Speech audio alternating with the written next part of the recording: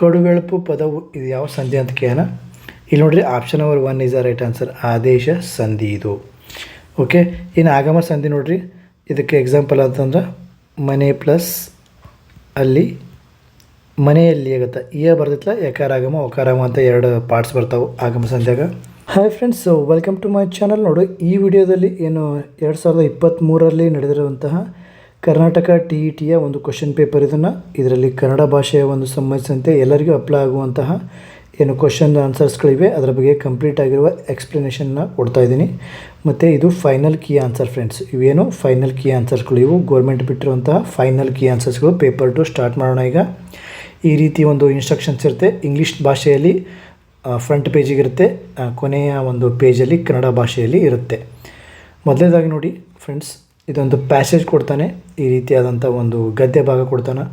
ಈ ಗದ್ಯ ಭಾಗವನ್ನು ಓದಿಕೊಂಡು ಈ ಕೆಳಗಡೆ 8 ಪ್ರಶ್ನೆಗಳನ್ನ ಕೇಳ್ತಾನೆ. ಆ ಪ್ರಶ್ನೆಗೆ ಉತ್ತರವನ್ನು ನೀವು ಕೊಡಬೇಕಾಗತ್ತೆ. ಮೊದಲನೇದಾಗಿ ನೋಡಿ, ಚಾನಲ್ಗೆ ಹೊಸಬರಾಗಿದ್ದರೆ ಸಬ್ಸ್ಕ್ರೈಬ್ ಮಾಡಿ. ಚಂಪು ಕಾವ್ಯ ಪ್ರಕಾರವನ್ನು ಹೀಗೂ ಕರೆಯುವರು. ಇಲ್ಲಿ ಓದ್ಕೋಬೇಕು. ಓಕೆ, ಓದ್ಕೊಂಡು ಅದಕ್ಕೆ ಆನ್ಸರವನ್ನು ಮಾಡಬೇಕು. ಸೊ ಇಲ್ಲಿದೆ ನೋಡಿ ಫ್ರೆಂಡ್ಸ್, ಚಂಪು ಎಂಬುದು ವಿಶಿಷ್ಟ ಕಾವ್ಯ ಅಂತ ಪದ್ಯಗಳು ಬಳಕೆಯಾಗಿರ್ತವೆ. ಆದ್ದರಿಂದ ಇದನ್ನು ಮಿಶ್ರ ಕಾವ್ಯ ಅಂತ ಕರೀತಾರೆ. ಏನಂತ ಕರೀತಾರೆ ಇವ್ರಿಗೆ? ಮಿಶ್ರ ಕಾವ್ಯ ಅಂತ ಕರೀತಾರೆ. ಇಲ್ಲಿ option number 1 is the right answer, ಮಿಶ್ರ ಕಾವ್ಯ. ಚಂಪಕಮಾಲೆ ಎಂಬುದು ಈ ಪದ್ಯ ಜಾತಿಗೆ ಸೇರಿದೆ. ಇಲ್ಲಿ ನೋಡಿ ಫ್ರೆಂಡ್ಸ್, ಆನ್ಸರ್ ಇದೆ. ಚಂಪಕಮಾಲೆ, ಉತ್ಪಲಮಾಲೆ ಇವೆಲ್ಲ ಏನಲ್ಲ ಖ್ಯಾತ ಕರ್ನಾಟಕ ವೃತ್ತಗಳಿಗೆ ಸೇರಿದೆ. ಹೌದಾ? ಇಲ್ಲಿ option number 4 is the right answer, ಖ್ಯಾತ ಕರ್ನಾಟಕ ವೃತ್ತ. ಆಮೇಲೆ ಮೂರೇ ನೋಡಿ, ಚಂಪು ಕಾವ್ಯಗಳಲ್ಲಿ ವಿಶೇಷವಾಗಿ ಬಳಕೆಯಾಗಿರುವ ಛಂದಸ್ಸು. ಇಲ್ಲಿ ಆನ್ಸರ್ ಇದೆ ಕಂದ. ಓಕೆ, ಕಂದ ಈಸ್ ದ ರೈಟ್ ಆನ್ಸರ್. ಇನ್ನು 4 ನೋಡಿರಿ, ಲಂಬ, ಸಂಧಿ, ಆಶ್ವಾಸಗಳೆಂಬ ವಿಭಾಗಗಳಾಗಿ ವಿಂಗಡಿಸಿರುವುದು ಏನನ್ನ ಅಂತ ಕೇಳಿದರೆ ಇಲ್ಲಿ option number 3 is the right answer, ಕಥೆಯ ಬೇರೆ ಬೇರೆ ಘಟ್ಟಗಳಿಗೆ ಅನುಗುಣವಾಗಿ.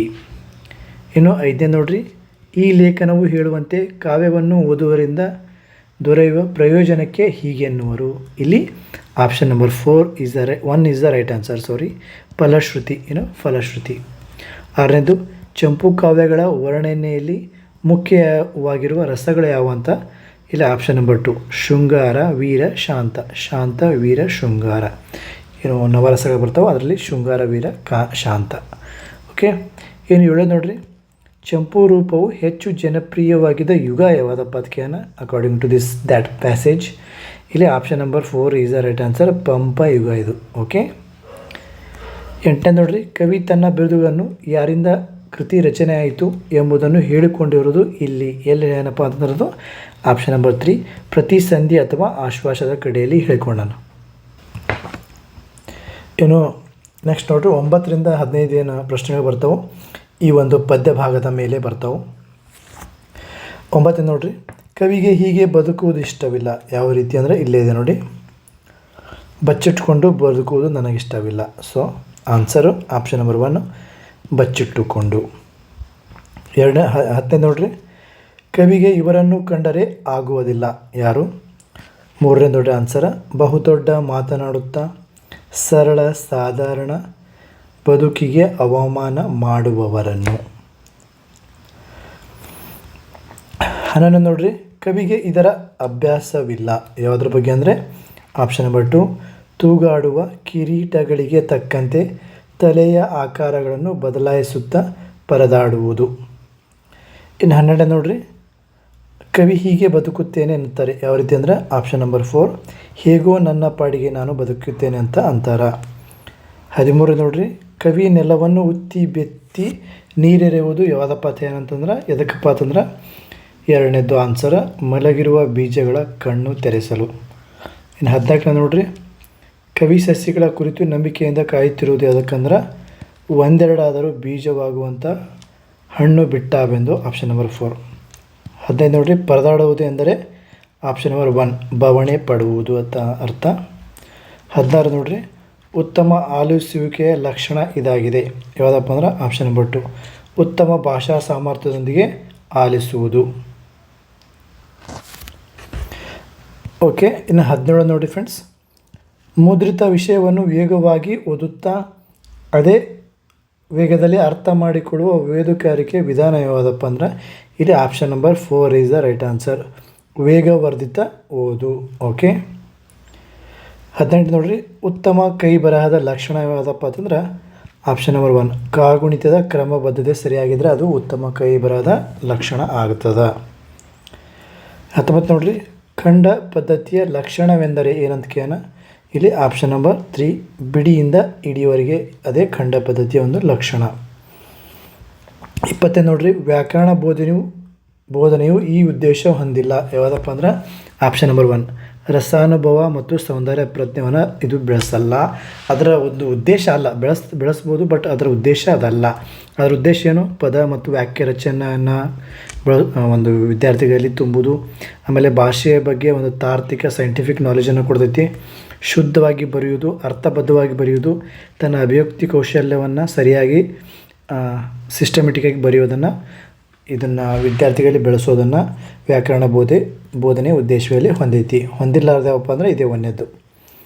ಓಕೆ, ಹೊಂದಿರುತ್ತವೆ ಅಂತೇಳಿ ಕ್ವಶನ್ ಬರ್ತಾವಲ್ಲ, ಹೊಂದಿಲ್ಲ ನೆಗೆಟಿವ್ ಕ್ವಶನ್ಸ್ಗಳು ಬರ್ತಿರ್ತಾವಲ್ಲ, ಅಲ್ಲಿ ಸ್ವಲ್ಪ ಟೈಮ್ ತೊಗೊಂಡು ಓದ್ಕೊಂಡು ಆನ್ಸರ್ ಹಾಕ್ರಿ.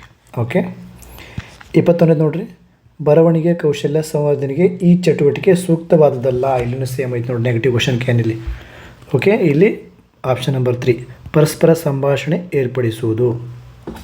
ಬರವಣಿಗೆ ಅಂದರೆ ಬರೀದು ಅದಕ್ಕೆ ಸಂಬಂಧ ಹೆಚ್ಚಂತಪ್ಪ ಅಂದರೆ ಗಾದೆ ಮಾತು ಕೊಟ್ಟದನ್ನು ವಿಸ್ತರಣೆ ಮಾಡ್ತೀವಿ, ಅದಕ್ಕೆ ಯೂಸ್ ಆಗುತ್ತೆ. ಪತ್ರಲೇಖನ ಬರೆಯೋಕ್ಕೆ ಯೂಸ್ ಆಗುತ್ತೆ, ಅಲ್ಲಿ ಒಂದು ಬರವಣಿಗೆ ಕೌಶಲ್ಯ. ಇನ್ನು ಪ್ರಬಂಧ ರಚನೆಗೆ ಬರವಣಿಗೆ ಕೌಶಲ್ಯ ಯೂಸ್ ಆಗುತ್ತೆ. ಬಟ್ ಮಾತಾಡೋಕೆ ಪರಸ್ಪರ ಸಂಭಾಷಣೆ ಪರಸ್ಪರ ಮಾತಾಡೋಕ್ಕೆ ಯಾಕೆ ಅವಶ್ಯಕತೆ ಅದ ಬರವಣಿಗೆ ಇಲ್ಲ. So option number 3 is the right answer, ಸೂಕ್ತವಾದದ್ದಲ್ಲ. 22 ನೋಡಿರಿ, ನಾಟಕ ಸಾಹಿತ್ಯ ಬೋಧಿಸುವಾಗ ಈ ಅಂಶದ ಕಡೆಗೆ ಹೆಚ್ಚು ಒತ್ತು ಕೊಡಬೇಕು. ಯಾವುದಪ್ಪ ಅಂದರೆ ಆಪ್ಷನ್ ನಂಬರ್ 2 ಸಂಭಾಷಣೆ ಮತ್ತು ಸನ್ನಿವೇಶನಾಗ ಏನು ಸ್ಕ್ರೀನ್ ಪ್ರೆಸೆನ್ಸನ್ನು ಪ್ಲೇಯನ್ನು ನಾವು ಸರಿಯಾಗಿ ಮಾಡಬೇಕು. ಸಂಭಾಷಣೆ ಮತ್ತು ಸನ್ನಿವೇಶ ಚಿತ್ರಣ ಇಂಪಾರ್ಟೆಂಟು. 23 ಉಪನ್ಯಾಸ ವಿಧಾನದ ಬೋಧನೆಯ ಅನುಕೂಲವೆಂದರೆ ಅಂತ ಕೇಳೋಣ. ಇಲ್ಲಿ ನೋಡಿರಿ, option number 4 is the right answer. ಎಂಥ ದೊಡ್ಡ ಗುಂಪು ಸಭೆಗಳು ಇದನ್ನು ಹೊಂದಿಸುವುದು ಉಪನ್ಯಾಸ ವಿಧಾನ. ಯಾಕಂದ್ರೆ ಜಸ್ಟ್ ಒಂದು ಉಪನ್ಯಾಸ ಕೊಡ್ತಿರ್ತಾರೆ, ಮಾತಾಡ್ಕೋತಾ ಎಲ್ಲ ಎಕ್ಸ್ಪ್ಲನೇಷನ್ ಮಾಡ್ತಿರ್ತಾರೆ. ಸೊ ಅದಕ್ಕೆ ಎಷ್ಟು ಸಾವಿರಾರು ಮಂದಿ ಕುಂತ್ರೂ ಅದು ಆರಾಮಾಗಿ ಅದನ್ನು ತಿಳ್ಕೊಬೋದು, ಅದಕ್ಕೆ ಯೂಸ್ ಆಗುತ್ತೆ ಅದು. ಓಕೆ, ಇನ್ನು 24 ನೋಡಿರಿ, ಹೌದು, ಚೆನ್ನಾಗಿದೆ, ಅದ್ಭುತ, ಸರಿಯಾಗಿ ಹೇಳಿದೆ. ಈ ಶಬ್ದಗಳು ಏನನ್ನು ಸೂಚಿಸ್ತವೆ ಅಂದ್ರೆ ಆಪ್ಷನ್ ನಂಬರ್ 1 ಧನಾತ್ಮಕ ಶಾಬ್ದಿಕ ಅಭಿವರ್ಧನೆಗಳು. ಅದು ನೋಡ್ರಿ, ಒಬ್ಬ ವಿದ್ಯಾರ್ಥಿಗೆ ಹೌದು, ಚೆನ್ನಾಗಿದೆ, ಅದ್ಭುತ, ಸರಿಯಾಗಿ ಹೇಳಿದೆ ಅಂತ ಹೇಳಿದ್ರೆ ಅವರಲ್ಲಿ ಪಾಸಿಟಿವ್ ಭಾವನೆಯನ್ನು ನಾವು ತುಂಬಿದಂಗಾಗುತ್ತೆ. ಟೀಚರ್ಸು ತುಂಬಿದ ನಂತರ ಅವನಿಗೆ ಒಳ್ಳೆಯದು ಏನು ಸಪೋರ್ಟ್ ಸಿಕ್ಕಂಗಾಗುತ್ತೆ. ಅರ್ಧಂಬರ್ಧ ಕ್ವಶನ್ಗೆ ಆನ್ಸರ್ ಮಾಡ್ತಿದ್ದಂದ್ರೆ ಪೂರ್ತಿಯಾಗಿ ಹೇಳೋಕೆ ಅವನಿಗೆ ಮೋಟಿವೇಶನ್ ಆಗುತ್ತೆ. ಸೊ ಇದು ಪಾಸಿಟಿವ್ ಶಾಬ್ದಿಕ ಅಭಿವರ್ಧನೆಗಳು. ನೆಕ್ಸ್ಟ್ ನೋಡಿರಿ, 25ನೇ ಪ್ರಶ್ನೆ, ಘಟಕ ಯೋಜನೆಯ ಆಧಾರದಲ್ಲಿ ಅಧ್ಯಾಪಕರು ಉಪಘಟಕಗಳನ್ನು ವಿಶ್ಲೇಷಿಸಿ ಬೋಧಿಸಿದ ನಂತರ ವಿದ್ಯಾರ್ಥಿಗಳ ಕಲಿಕೆಯ ಸಾಮರ್ಥ್ಯವನ್ನು ಬೆಲೆ ಕಟ್ಟಲು ಕೈಗೊಳ್ಳುವ ಪರೀಕ್ಷೆ ಯಾವುದಪ್ಪ ಅಂತಂದರೆ ಇಲ್ಲಿ option number 3 is the right answer, ಘಟಕ ಪರೀಕ್ಷೆ ಇದು. ಓಕೆ, ನೆಕ್ಸ್ಟ್ ನೋಡಿರಿ, 26ನೇ ಪ್ರಶ್ನೆ, ಕಡುವೆಳಪು ಪದವು ಇದು ಯಾವ ಸಂಧಿ ಅಂತ ಕೇಳೋಣ. ಇಲ್ಲಿ ನೋಡಿರಿ, option number 1 is the right answer, ಆದೇಶ ಸಂಧಿ ಇದು. ಓಕೆ, ಇನ್ನು ಆಗಮ ಸಂಧಿ ನೋಡಿರಿ, ಇದಕ್ಕೆ ಎಕ್ಸಾಂಪಲ್ ಅಂತಂದ್ರೆ ಮನೆ ಪ್ಲಸ್ ಅಲ್ಲಿ ಮನೆಯಲ್ಲಿ ಆಗುತ್ತೆ. ಬರ್ತಿತ್ತಲ್ಲ, ಯಕಾರಾಗಮ ಒಕಾರಾಮ ಅಂತ 2 ಪಾರ್ಟ್ಸ್ ಬರ್ತಾವೆ ಆಗಮ ಸಂಧ್ಯಾಗ. ಆಯಿತಾ, ಊರು ಪ್ಲಸ್ ಅಲ್ಲಿ ಊರಲ್ಲಿ. ಓಕೆ, ಆಮೇಲೆ ಓ ಬಗ್ಗೆ ಹೇಳ್ಬೇಕಂದ್ರೆ ಗುರು ಪ್ಲಸ್ ಅನ್ನು ಏನು ಗುರುವನ್ನು ಆಗುತ್ತೆ, ವಕಾರಾಗಮ. ಸೊ ಆಗಮ ಸಂಧಿಗೆ ಎಕ್ಸಾಂಪಲ್ ಆಯಿತು. ಇನ್ನು ಜಸ್ತ ಸಂಧಿ ನೋಡಿರಿ, ಕ ಚ ಟ ತ ಪ ಗಳಿಗೇನ ಬರ್ತದೆ, ಗ ಜ ಡ ದ ಬ ಅಂತ ಬರ್ತಾವೆ.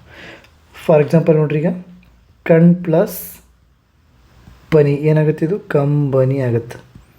ಓಕೆ, ಇಲ್ಲಿ ಪದ ಬದಲಿ ಏನಾಗುತ್ತೆ, ಬ ಬತ್ತಾ. ಆಮೇಲೆ ಏನು,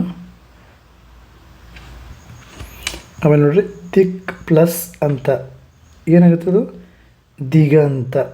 ಆಮೇಲೆ ಕ ಬದಲಿ ಗ ಬತ್ತಾ. ಆಮೇಲೆ ಈ ಜಸು ಸಂಧಿ ಏನಪ್ಪ ಅಂದ್ರೆ ಇದರಲ್ಲಿ ಸಂಸ್ಕೃತ ಪದಗಳು ಇರ್ತಾವೆ ಜಾಸ್ತಿ. ದಿಗಂತ, ದಿಕ್ ಅನ್ನೋದು ಸಂಸ್ಕೃತ ಪದ.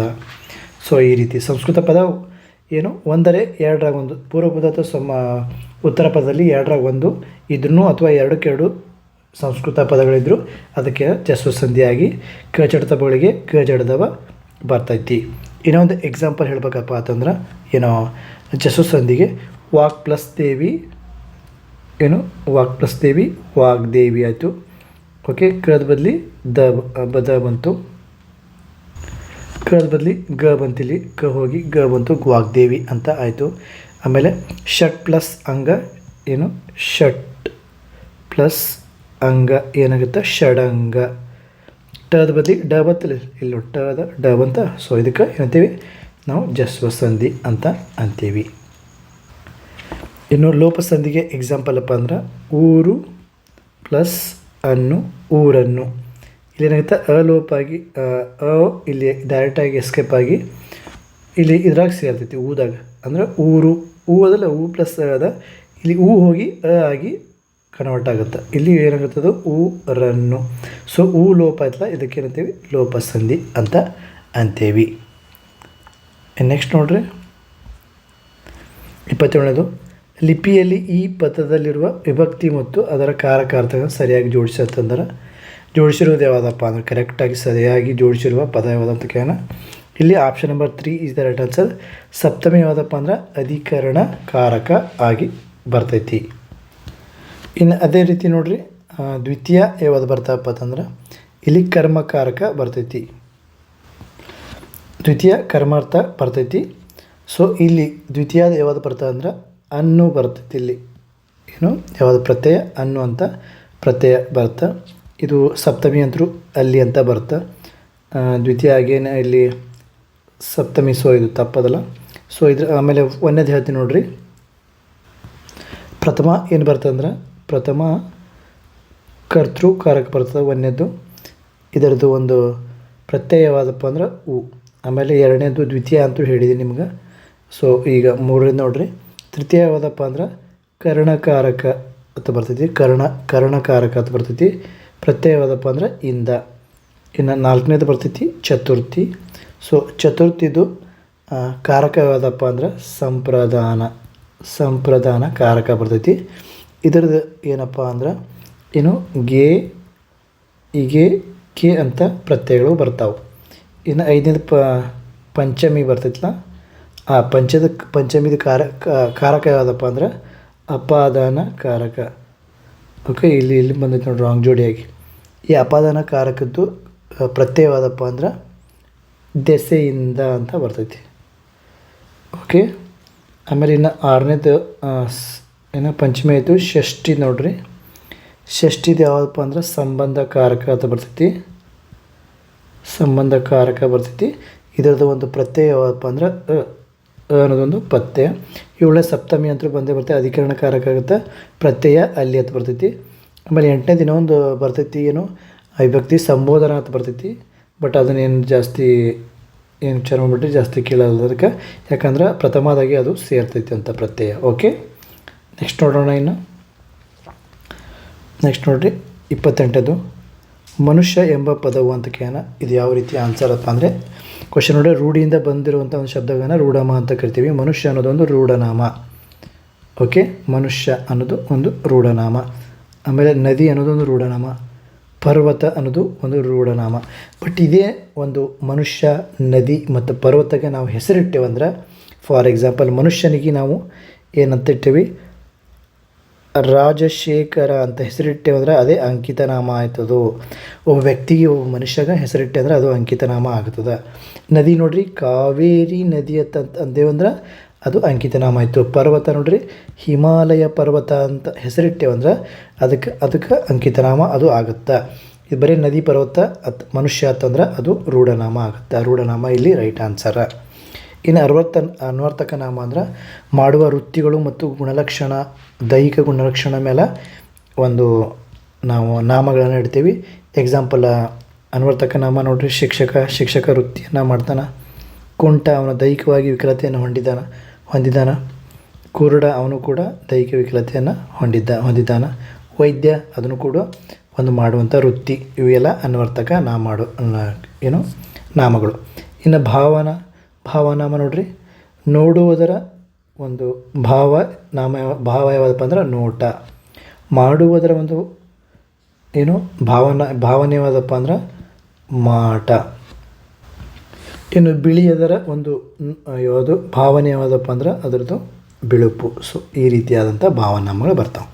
ಇನ್ನು ನೆಕ್ಸ್ಟ್ ನೋಡೋಣ ಕಾರಕಾರ್ಥ ಸೇಮಲ್ಲಿ ನೆಕ್ಸ್ಟ್ ಕ್ವೆಶನ್ ಅದಕ್ಕೆ ನೋಡ್ರಿ ಇಲ್ಲಿ ನೋಡಿರಿ ಚತುರ್ಥಿ ವಿಭಕ್ತಿಯ ಕಾರಕಾರ್ಥ ಯಾವುದಂತ ಕೇಳೋಣ. ಆಲ್ರೆಡಿ ನಾನು ಇಲ್ಲಿ ಎಕ್ಸ್ಪ್ಲೇನ್ ಮಾಡಿದ್ದೆ ವಿಭಕ್ತಿ ಬಗ್ಗೆ. ವಿಭಕ್ತಿ ಏನಾದ್ರೆ ಕಾರಕಗಳು ಮತ್ತು ಅದರ ಪ್ರತ್ಯಯ ಅನ್ನು ಕರೆಕ್ಟಾಗಿ ನೆನಪಿಟ್ಕೋರಿ. ಓಕೆ, ಇಲ್ಲಿ 29 option number 4 is the right answer, ಸಂಪ್ರದಾನ ಕಾರಕ. ಇನ್ನು ಒಂದೇದು ಆಪ್ಷನ್ಸ್ ಅಪಾದಾನ ಕಾರಕ ಎದರ ಬರ್ತೈತೆ ಅಂದರೆ ಇದು ಪಂಚಮಿ ವಿಭಕ್ತಿದು ಬರ್ತೈತಿ. ನೆಕ್ಸ್ಟ್ ಯಾವುದು ಅಧಿಕರಣ, ಇದು ಅಧಿಕರಣ ಯಾವುದು ಸಪ್ತಮಿದು ಬರ್ತೈತಿ.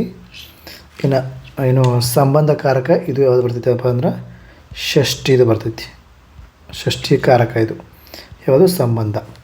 ಇನ್ನು ಸಂಪ್ರದಾನ ಒಂದೇದು ನೋಡೋಣ ಅಪಾದಾನ ಕಾರಕ ಏನು ಪಂಚಮಿ ಐತ್ರ ಆ ಒಂದು ಪಂಚಮಿದು ಯಾವುದು ಬರ್ತದೆ ಅಂದ್ರೆ ದೆಸೆಯಿಂದ ಅಂತ ವಿಭಕ್ತಿ ಪ್ರತ್ಯಯ ಬರ್ತದೆ. ಇನ್ನು ಅಧಿಕರಣ ಏನು ಸಪ್ತಮಿ ಅಂತೀವಿ ಆ ಒಂದು ಏನು ಪ್ರತ್ಯಯವಾದಪ್ಪ ಅಂತಂದ್ರೆ ಅದರದ್ದು ಅಲ್ಲಿ, ಸಪ್ತಮಿದ ಅಲ್ಲಿ ಇಲ್ಲೇ ಕೊಟ್ಟೆ ಬಿಟ್ಟು ನನಗೆ ಅಲ್ಲಿ. ಓಕೆ, ಅದು ಹೇಳ್ತೀನಿ. ಷಷ್ಠಿದು ಯಾವ್ದಪ್ಪ ಅಂತಂದ್ರೆ ಪ್ರತ್ಯಯ. ಇನ್ನು ಸಂಪ್ರದಾನ ಕಾರಕ ಅಂತಂದ್ರೆ ನಿಮಗೆ ಗೊತ್ತೇ ಅದ ಏನು ಚತುರ್ಥಿ ವಿಭಕ್ತಿ. ಚತುರ್ಥಿ ವಿಭಕ್ತಿ ಯಾವುದಪ್ಪ ಅಂದ್ರೆ ಗೆ ಹೀಗೆ ಕೆ. ಓಕೆ, ನೆಕ್ಸ್ಟ್ ನೋಡ್ರಿ ಚಾನಲ್ಗೆ ಹೊಸಬರಾಗಿದ್ರೆ ಚಾನಲ್ನ ಸಬ್ಸ್ಕ್ರೈಬ್ ಮಾಡ್ಕೊರಿ. 17 ನೋಡ್ರಿ ಏನು ಪೂರ್ವೋತ್ತರ ಪದಗಳು ಲಿಂಗ ವಚನ ವಿಭಕ್ತಿಗಳಿಂದ ಸಮಾನವಾಗಿದ್ದು ವಿಶೇಷಣ ವಿಶೇಷ ಸಂಬಂಧದಿಂದ ಕೂಡಿ ಆಗುವ ಸಮಾಸ ಯಾವುದಪ್ಪ ಅಂತಂದ್ರೆ ಇಲ್ಲಿ ನೋಡ್ರಿ option number 1 is the right answer. ಯಾವುದು ಕರ್ಮಧಾರಯ ಸಮಾಸ ಈಸ್ ದ ರೈಟ್ ಆನ್ಸರ್. ಕರ್ಮಧಾರಯ ಸಮಾಸಕ್ಕೆ ಎಕ್ಸಾಂಪಲ್ ಕೊಡ್ತೀನಿ ನೋಡ್ರಿ. ಕೆಂಪಾದ ಪ್ಲಸ್ ತಾವರೆ ಯಾವುದು ಕೆಂದಾವರೆ. ಓಕೆ, ಇನ್ನೊಂದು ಎಕ್ಸಾಂಪಲ್ ಕೊಡ್ತೀನಿ. ಕರಿದು ಪ್ಲಸ್ ಮೋಡ, ಕರಿದು ಪ್ಲಸ್ ಮೋಡ ಯಾವುದು ಕಾರ್ಮೋಡ. ಇದು ಏನು ಕರ್ಮಧಾರಯ ಸಮಾಸ ಆಯಿತು. ನೆಕ್ಸ್ಟ್ ನೋಡಿರಿ ತತ್ಪುರುಷ ಸಮಾಸಕ್ಕೆ ಎಕ್ಸಾಂಪಲ್ ಕೊಡ್ತೀನಿ. ತಲೆಯಲ್ಲಿ ಪ್ಲಸ್ ಪ್ಲಸ್ ನೋವು ಏನಾಗಿತ್ತಿದು ತಲೆ ನೋವು ಆಯಿತಾ. ಇನ್ನು ನೆಕ್ಸ್ಟ್ ನೋಡಿರಿ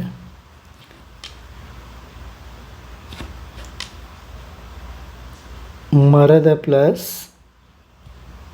ಕಾಲು ಮರ ಗಾಲು ಇದು ಯಾವುದಪ್ಪ ಅಂದ್ರೆ ತತ್ಪುರುಷ ಸಮಾಸ. ನೆಕ್ಸ್ಟ್ ದ್ವಿಗು ಸಮಾಸವನ್ನು ನೋಡೋಣ ಫ್ರೆಂಡ್ಸ್. ದ್ವಿಗು ಸಮಾಸ ಈಸ್ ವೆರಿ ಈಸಿ ಫ್ರೆಂಡ್ಸ್. ಯಾಕಪ್ಪ ಅಂತಂದ್ರೆ ಇದು ಸಂಖ್ಯಾವಾಚಕ ಒಂದು ಸಮಾಸ. ಇದು ಸಂಖ್ಯೆಯ ಬಗ್ಗೆ ಹೇಳ್ತೈತಿ. ಇದು ಎಕ್ಸಾಂಪಲ್ ನೋಡ್ರಿ 3 ಪ್ಲಸ್ ಮಡಿ ಏನಾಗುತ್ತದೋ ಮುಮ್ಮಡಿ ಗೊತ್ತಾ. ಆಮೇಲೆ 10 ಪ್ಲಸ್ ಮುಖ ಏನಾಗುತ್ತೆ ದಶ ಮುಖ ಆಗುತ್ತಾ. ಸೊ ಸಂಖ್ಯೆಯನ್ನು ಹೇಳ್ತೈತಿ ದ್ವಿಗು ಸಮಾಸ. ನೆಕ್ಸ್ಟ್ ನೋಡ್ರಿ ಅಂಶಿ ಸಮಾಸ ಎಕ್ಸಾಂಪಲ್ ಕೊಡ್ತೀನಿ. ಅಂಶಿ ಸಮಾಸಕ್ಕೆ ನೋಡಿ ನಾಲಗೆಯ ಪ್ಲಸ್ ತುದಿ ಏನಾಗುತ್ತೆ ಇದು ತುದಿ ನಾಲಗೆ ಆಯಿತು. ಓಕೆ, ಇನ್ನೊಂದು ಎಕ್ಸಾಂಪಲ್ ಅಂಶಿ ಸಮಾಸಕ್ಕೆ ತಲೆಯ ಪ್ಲಸ್ ಹಿಂದೆಲೆ, ತಲೆಯ ಪ್ಲಸ್ ಹಿಂದೆ ಇಟ್ಬಿಟ್ಟು ಹಿಂದೆಲೆ ಆಯಿತು. ಇನ್ನೊಂದು ಎಕ್ಸಾಂಪಲ್ ಇಟ್ಕೋರಿ ಕೈ ಪ್ಲಸ್ ಅಡಿ, ಕೈಯ ಪ್ಲಸ್ ಅಡಿ ಯಾವುದಪ್ಪ ಅಂದ್ರೆ ಅಂಗೈ ಆಗುತ್ತಿದ್ದು. ಕೈ ಪ್ಲಸ್ ಅಥವಾ ಏನೋ ಕೈ ಪ್ಲಸ್ ಮುಂದು ಮುಂಗೈ ಆಗುತ್ತಾ. ಓಕೆ, ನಿಮಗೊಂದು ಕ್ವಶನ್ ಕೊಡ್ತೀನಿ ನೋಡ್ರಿ, ನೀವು ಮಾಡ್ತೀರಲ್ಲ ಅಂತ ಈಸಿ ಕೊಡ್ತೀನಿ. ಭಾರಿ ಅಂದ್ರೆ ಭಾರಿ ಈಸಿ ಕೊಡ್ತೀನಿ. ಇದು ಭಾಳ ಎಕ್ಸಾಮು ಕೇಳೋಣ. ಏನು ಬೆಟ್ಟದ ಪ್ಲಸ್ ತಾವರೆ ಇದು ಏನಾಗುತ್ತೆ ಅದನ್ನು ಆನ್ಸರ್ ಬರೆದು ಸಮಸ್ತ ಪದವನ್ನು ಬರೆದು ಆ ಒಂದು ಸಮಾಸವನ್ನು ನೀವು ಹೆಸರಿಸಬೇಕು. ಇದು ನಿಮಗೆ ಕಮೆಂಟ್ ಬಾಕ್ಸಲ್ಲಿ ಮಾಡಬೇಕಾಗಿರುವಂಥ ಒಂದು ಕೆಲಸ. ಇದ್ರ ಬಗ್ಗೆ ಆನ್ಸರ್ ಮಾಡಿ. ಆಮೇಲೆ ಇದೇ ರೀತಿ ನೋಡಿ ಫ್ರೆಂಡ್ಸ್, ಇದೇ ರೀತಿಯ ವಿಡಿಯೋಗಳನ್ನು ಈ ನನ್ನ ಚಾನಲ್ಲೇ ಮಾಡ್ತೀನಿ. ಮತ್ತೇನಾದರೂ ನಿಮ್ಮ ಮಾಹಿತಿ ಬೇಕಂದರೆ ಚಾನಲ್ನ ಕಮೆಂಟ್ ಮಾಡಿ, ಚಾನಲಲ್ಲಿ ಅಲ್ಲಿ ನಾನು ಉತ್ತರ ಕೊಡ್ತೀನಿ ಅಂತ ಹೇಳ್ತಾ, all the best friends, have a great day friends. ಎಲ್ಲರೂ TET ಪಾಸ್ ಆಗಿರಿ. ಓಕೆ, ಎಲ್ಲರೂ 120+ ತೊಗೋರಿ ಅಂತ ಹೇಳ್ತಾ, ಆಲ್ ದ ಬೆಸ್ಟ್ ಫ್ರೆಂಡ್ಸ್.